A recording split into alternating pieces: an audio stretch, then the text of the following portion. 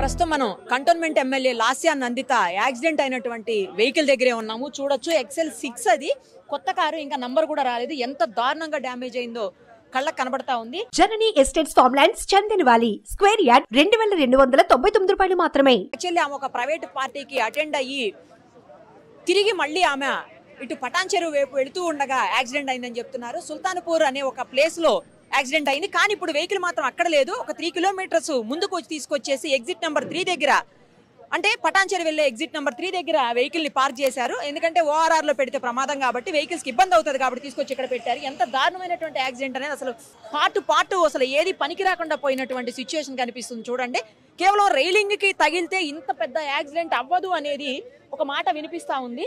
చూడండి ఒక్కసారి, మొత్తం అసలు ఏది కూడా లేదు. వెహికల్ టైర్స్, వీల్స్ మొత్తం ఇరిగిపోయినటువంటి సిచ్యుయేషన్. కేవలం రైలింగ్ కి తగిలితే ఇంత పెద్ద యాక్సిడెంట్ అవ్వదు. ఇది ఆల్రెడీ ఒక వెహికల్ కి డాష్ ఇచ్చి ఆ తర్వాత ఈ వెహికల్ రైలింగ్ కి ఢీకొట్టిందని చెప్పేసి చెప్తా ఉన్నారు. కాకపోతే పోలీసులు ఆ విషయాన్ని పూర్తిగా నిర్ధారించట్లేదు. మనం చూడొచ్చు, కేవలం వాళ్ళు ముగ్గురు ఉన్నారట లోపల. మొత్తం డ్రైవర్ కమ్ ఆమె పిఏ ఆకాష్ అనే అతనే డ్రైవ్ చేస్తున్నాడని చెప్తున్నారు. పిఏగా కొంతకాలంగా అతను పనిచేస్తున్నాడు, అతనే డ్రైవింగ్ కూడా చేస్తున్నాడు ఇప్పుడు. సో ఆమె వెనకాల సీట్లో, ఇక్కడ ఈ సీట్లోనే ఆవిడ కూర్చుని ఉన్నారు. ఈ ఎయిర్ బ్యాగ్స్ కూడా ఓపెన్ అయినట్టు మనకు కనిపిస్తా ఉన్నాయి. అయినప్పటికీ కూడా, అంటే పెద్ద ప్రమాదం, మరింత పెద్ద ప్రమాదం జరిగినప్పుడు ఎయిర్ బ్యాగ్స్ కనిపించవు. ఇంకోటి, ఆవిడ సీట్ బెల్ట్ వేసుకోలేదని చెప్తా ఉన్నారు. ఫ్రంట్ చూడండి, అసలు ఎంత ఘోరమైనటువంటి సీట్ బెల్ట్ ఓపెన్ అయింది. ఓపెన్ అయినా కూడా ఆ ఆకాష్ అంటే డ్రైవర్ కి చాలా తీవ్రమైన గాయాలయ్యాయి. అతను చికిత్స పొందుతా ఉన్నాడు. ఆమె మాత్రం స్పాట్ లోనే చనిపోయారు. ఫేస్ కి బాగా గట్టిగా తాకి దెబ్బ, ఆ తర్వాత ఆవిడ స్పాట్ లోనే చనిపోయినట్టు తెలుస్తా ఉంది. ఇంకొకటి, గత కొంతకాలంగా ఆవిడ్ని మృత్యు వెంటాడుతుందనే చెప్పాలి నిజానికి. ఎందుకంటే వాళ్ళ ఫాదరు లాస్ట్ ఇయర్ మే నెలలో ఆయన చనిపోయారు. ఆయన చనిపోయిన తర్వాత ఆ సీట్ని లాస్యా నందితకి కేటాయించింది బీఆర్ఎస్ గవర్నమెంట్. ఆ టైంలో, అంటే అప్పుడు బీఆర్ఎస్ ఉంది కదా, ఆ పార్టీ వాళ్ళకి కేటాయించింది. ఆ తర్వాత ఆమె 17,000 మెజారిటీ తోటి అక్కడి నుంచి ఆవిడ గెలుపొందారు. నిజానికి ఆమె 37 ఇయర్స్, అంటే అతి పిన్న వయస్కులైనటువంటి ఎమ్మెల్యేలో ఆమె కూడా ఒకరని చెప్పాలి. లాస్ట్ డిసెంబర్లో ఆమె ఒక ఓపెనింగ్ కోసం వెళ్ళి షాప్లో లిఫ్ట్లో 3 గంటల పాటు ఇరుక్కుపోయినటువంటి పరిస్థితి. అది మొదటిసారి ఆ ప్రమాదం నుంచి బయటపడ్డారు. రెండోసారి ఈ నెలలోనే 13వ తారీఖు నల్గొండలో ఒక బహిరంగ సభ జరిగింది బీఆర్ఎస్ పార్టీకి సంబంధించింది. ఆ పార్టీ సభలో కేసీఆర్ కూడా పాల్గొన్నారు. ఆ సభకు వెళ్ళి తిరిగి వస్తున్నప్పుడు ఆవిడ వెహికల్ ఇది కాదు, ఆ రోజున్న వెహికల్ స్కార్పియో వెహికల్. అది ఫ్రంట్ ఉన్నటువంటి వెహికల్ కి డాష్ ఇస్తే అందులో హోమ్ గార్డ్ కూడా చనిపోయినటువంటి సిచ్యువేషన్. ఈమెకు కూడా దెబ్బలు తాకాయి, తల మీద నుదురంతా కూడా. ఆ దెబ్బలు ఇంకా పూర్తి స్థాయిలో కూడా తగ్గలేదు.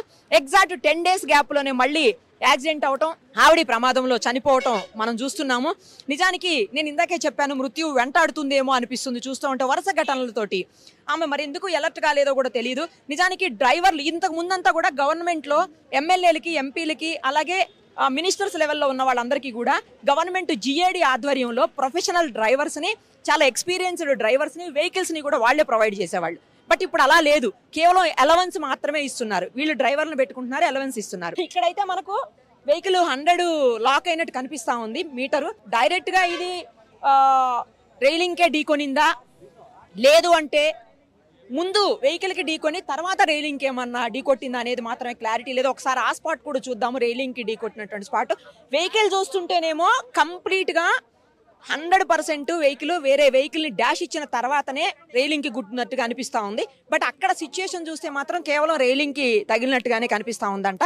ఇది పూర్తి స్థాయిలో ఇంకా బయటికి, అంటే పోలీస్ ఇన్వెస్టిగేషన్ లో గానీ మనకి ఇన్ఫర్మేషన్ వచ్చేటువంటి అవకాశం కనిపిస్తుంది. ఇంత చిన్న ప్రమాదం అయితే రైలింగ్ జరిగితే జరగదు అని చెప్పేసి ఎక్స్పీరియన్స్ ఉన్న వాళ్ళందరూ చెప్తున్నారు. XL6 మరి ఇలాంటి ఇంత సేఫ్టీ, ఎందుకంటే XL6 ఏమి అంత సేఫ్టీ విషయంలో వస్తే దానికి 4 రేటింగ్ ఉంది. మరి అలాంటి వెహికల్లోనే అంటే ఒక రకంగా బాగానే ఉన్నట్టు సేఫ్టీ రేటింగ్, తర్వాత ఎయిర్ బ్యాగ్స్ కూడా ఉన్నాయి. అయినప్పటికీ కూడా ఇంత పెద్ద ప్రమాదానికి లోనయ్యి ఆవిడ చనిపోవటం మాత్రం అటు ఆ కంటోన్మెంట్ ప్రజలకు కావచ్చు, ఆమె కుటుంబానికి కావచ్చు, అలాగే బీఆర్ఎస్ పార్టీకి కావచ్చు తీరని లోటనే చెప్పాలి.